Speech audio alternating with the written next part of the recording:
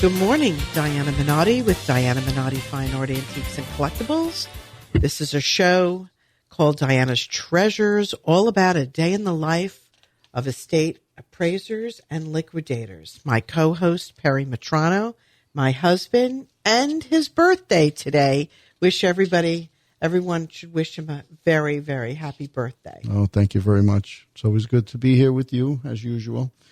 And we got quite a lineup today, so we need to get going. But before we do that, let's tell you where we are.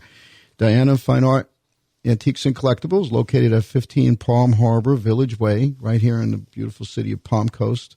Flagler County, Florida, 32137. You're driving down a highway, just punch us in, Antique Shop, and we'll pop up, and you'll be able to take your maps right to us, okay? And in there, we're going to have some beautiful stuff. And today is a little bit of a feature.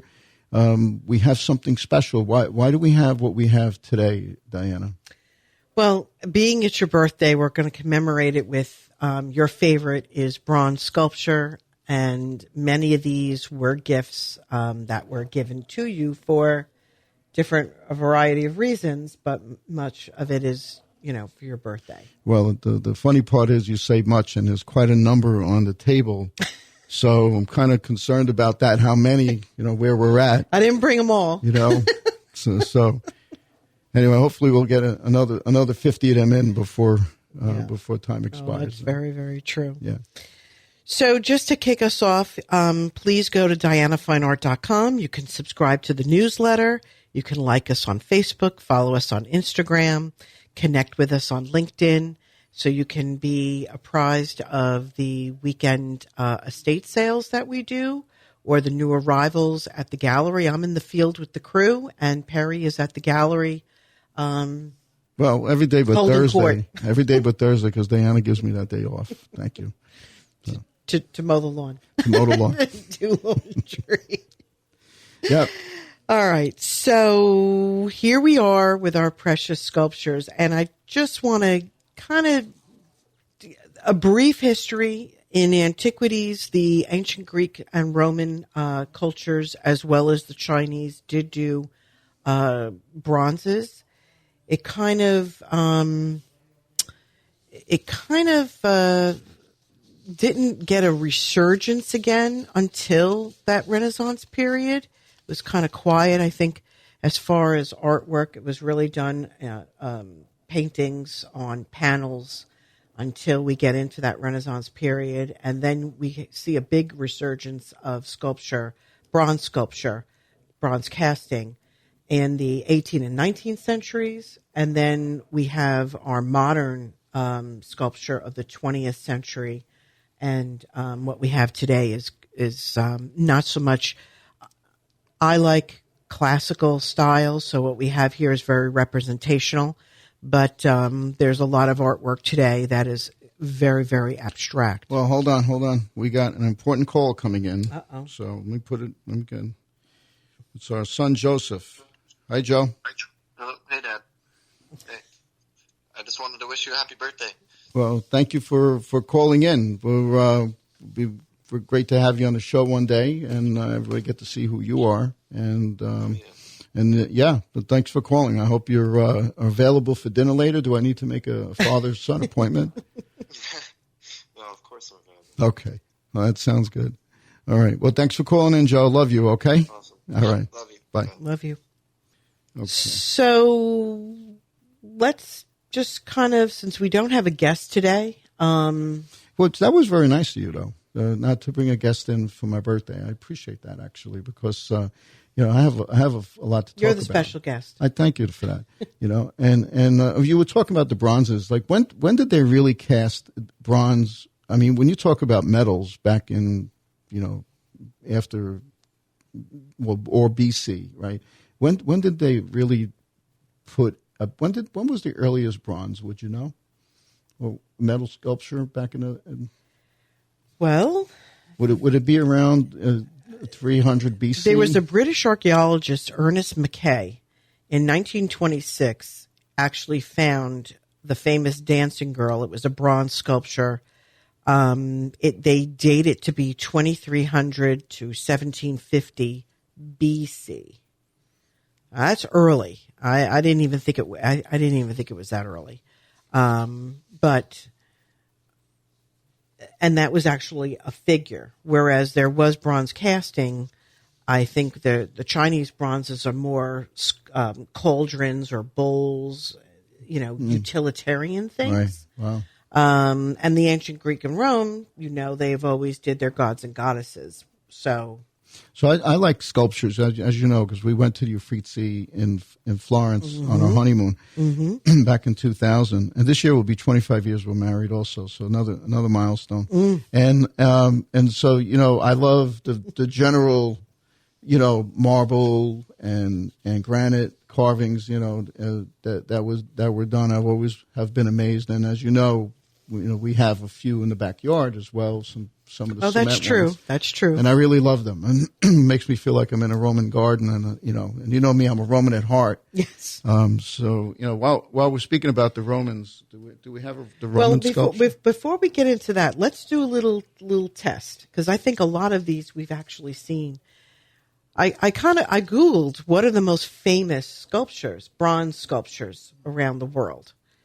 The Thinker by Rodin. Yes, and I have that. I have a you tie wore it clip. Yesterday. I have a tie clip of the Thinker. You wore it yesterday. The Thinker, if anybody who's my age, right, might remember a show called Dobie Gillis.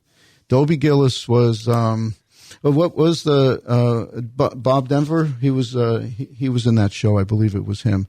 And there was a bunch of others, very early 1960s show, and it was about a bunch of college kids and how they were progressively thinking of things. And in the show, the Thinker would be sitting there, pondering, and it was part of his show. So I'm sorry. All right. Well, Rodin did that piece back in the 1880s, a French artist, and I took my mom to a Rodin show. I think it was in Gainesville at the university. And my mother was like a little turned off. She said it was very depressing. Well, no, he is depressing. But they were beautiful. I can't believe how large scale they are. They are larger than life. Rodin, it's spelled R-O-D-A-N. R-O-D-I-N. D-I-N, sorry. All right. Then David by Donatello. That's and that is extremely famous. And the bronze, Pietà, right? The bronze David. Which is not a bronze, but they've done many of them. The La Pietà, which is... No, I'm talking about the bronze David. Okay. Yeah. There is Giacometti, which was big in the news lately because that Sotheby's did the auction and the bust stalled out at $64 million. They had estimated for 80. I'm dying to know what the reserve actually was because it did not sell. But $64 million. Amazing that someone has that kind of money to buy a sculpture. It's just amazing. But art is what it is. It is one of the most famous. Now.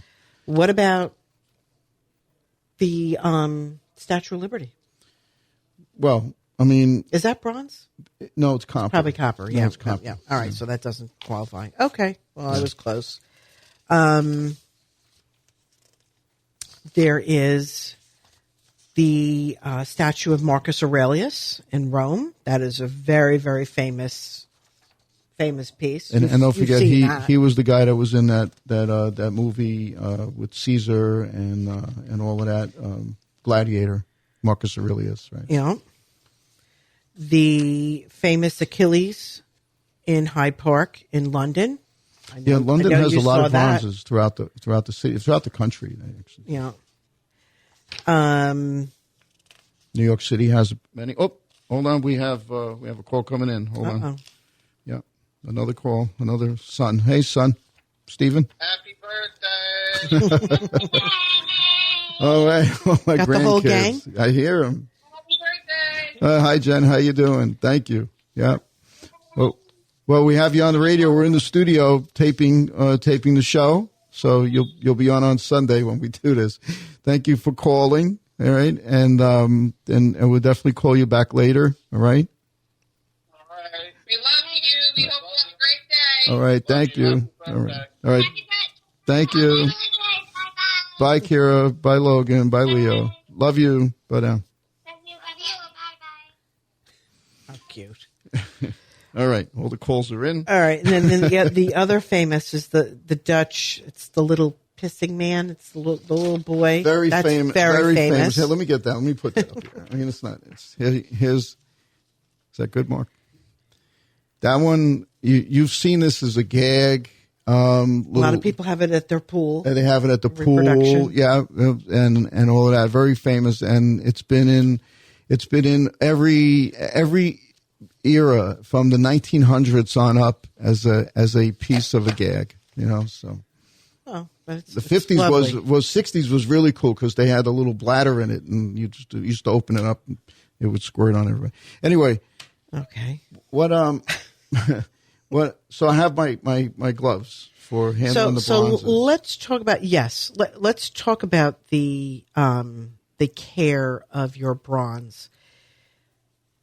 I always recommend, first of all, on anything, do not use anything abrasive, too much of a chemical. Really, when I was at FIT and there was a conservation class, they always said the clear liquid ivory soap, 1-to-1 solution with water, is what you're going to use very, very carefully with a soft cloth, cotton cloth, when you're handling your bronzes, when you're cleaning your bronzes. If you're going to clean them, I wouldn't saturate them with water. You'll end up getting a lot of oxidation. It's just a damp cloth to lightly dust them and just keep them free of now, if they're outdoor bronzes, that's a whole nother project, and that really does require a professional. Well, let me ask you a question because you're the expert. The term patina, the term patina, right? How does that reference? Well, like the finish on this one has a clear. It looks like it's been glazed, but it's polished. It's highly polished. So, but I mean, if you keep polishing it, you're going to get that brighter bronze color. Mm-hmm. So, when it's this is what you want it to look like, correct? I mean, well. It's really what the artist's intention was, is what it should look like. That's important. How they, people tend to alter it, but. Well, I'll never forget the time a person came in the shop and said, I have a beautiful bronze in the car. I spent a lot of time polishing it, cleaning it. Uh-oh. And I looked at him and I said, how much time? So he brought it in. He completely wiped out the beautiful patina. There was a little bit of patina left on the bottom of it. And I said, but you ruined it. Well, it's his item. Well, he can do what he wants. I mean, but it wasn't. Well, that wasn't the way he bought it. Right. He showed me a picture. I got it like this, but it was ugly. Well, and I cleaned it. People can get a little zealous about things, but anyway, that's not what you want to do. You want to make sure that if you buy your piece from an antique store, and it comes looking similar to any of these pieces that you see in their colors, you want to keep it natural as the color that it is, unless you're told. Well, sometimes otherwise. They are gold plated though, or they are. Let's start with the Buddha because that's the oldest piece and it's extremely heavy. There was actually a pair. They came out of. We bought it at an estate sale. It came out of a house that the father worked at a theater. And it was wrapped up and in the basement in Boston. So I believe it's 18th century.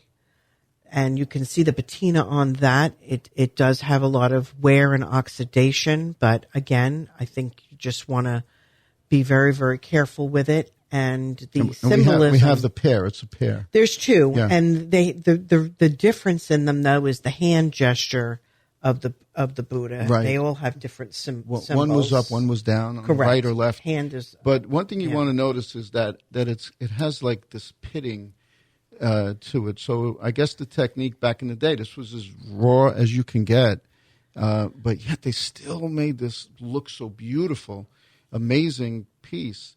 It is extremely heavy. You have no idea how heavy this thing is, and what's critical is if they did this 200 years ago, the foundry when they did it or more, it's amazing. It's amazing work. What you do have to check though with a lot of the Buddhas in the bottom. Sometimes there's a little area where they put a prayer and roll it up and hide a scroll in it. Not in that one. It's usually the seated, the cross-legged Buddhas in the base. Really? We've had a few, and that was extremely varied. Well, let's move on. I want you to go. One? Well, since we're on religion, I'd like to Saint Joseph, the second to the last over there. That's one of my favorites. Joseph is a very sacred name in our household. It's my son's name, who was named after my father, and my father was named after his father.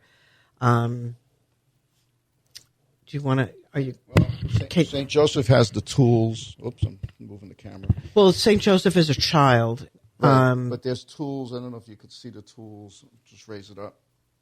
He was a carpenter, so they're carpenter tools. Right. It was as you. And remember. I just love that. Again, all of our sculptures are figurative and very classic in style. And I mean, we're Roman Catholics, so this is I thought that was the absolute. I had to buy that. That was What's next. Which one would you like to? Absolutely incredible.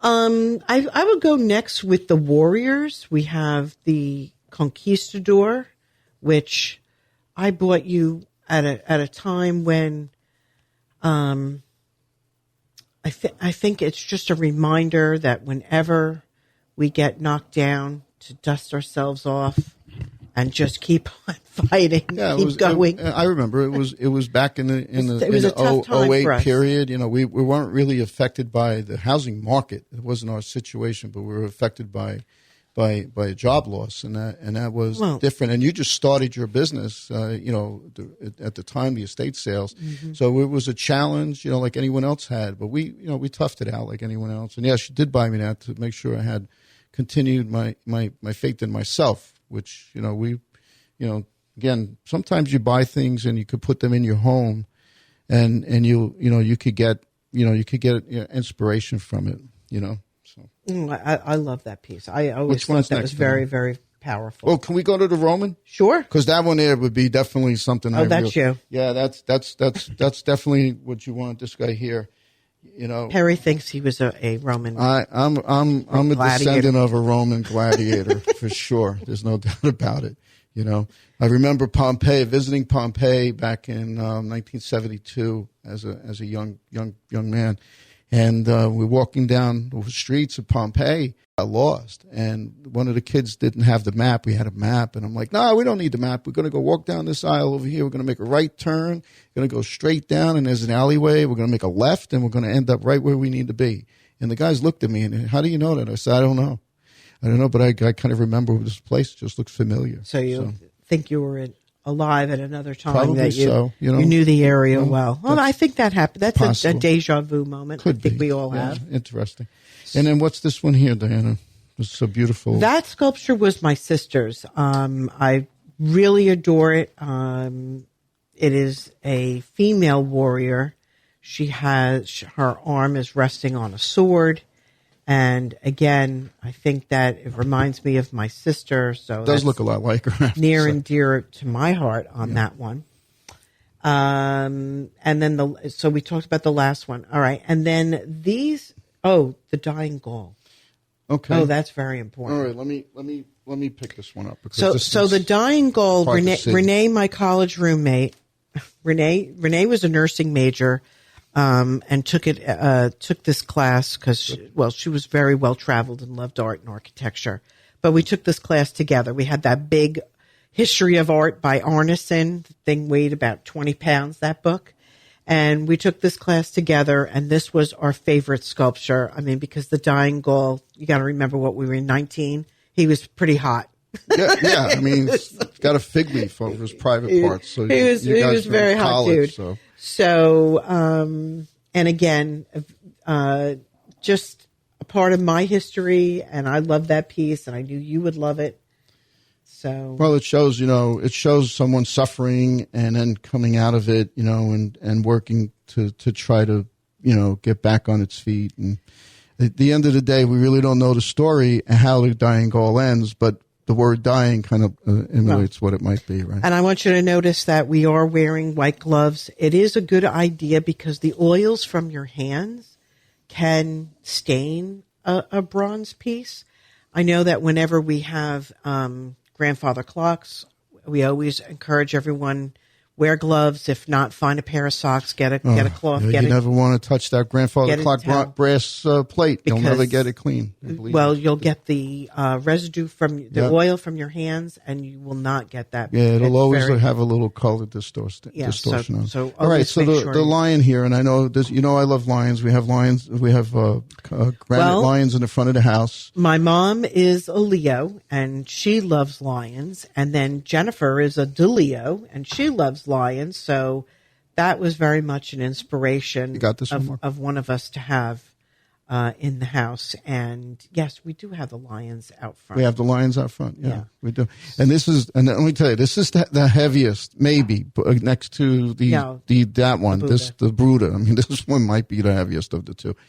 And horses, as you know, runs in my family. I love donkeys, right? You know, the burro. I love it. I mean, if I walk past a herd of donkeys in a field and they see me, they all come over. Well, didn't your uncle work on that famous bronze horse down in Hialeah? Yes, my uncle Secretariat. He was a sculptor. He did the bronze at the not Secretariat, Man of War. I think it was down in Pimlico, Hialeah. Yeah, that horse was done by him. I'm sorry, I'm drawing a blank for his last name, but he he's my mother's uncle, another family side. It's Giametti? Begins with Fraganetti. Famagetti. That's it. Yeah, that's it. So, and he did a beautiful horse. If you go to Hialeah Racetrack and you see the big gigantic bronze horse out front, that was my grandfather. So uncle. With figurative bronzes, I brought. Well, we have here 3 of the typical where it's either religious inspired, Greco-Roman, early Hellenistic, or figurative. People in known throughout history, and then the animals. You'll see the bull. What about the famous bull on Broadway at the World? Right the there, financial at the financial center. Yeah, you could take a picture of. That's a famous bronze. And before we get lost in the translation, let's get the last piece up. And all right, so this is very contemporary. Okay. This artist is alive, still producing work. If you go to St. Augustine, what's the hotel? Casa Monica. Mm-hmm.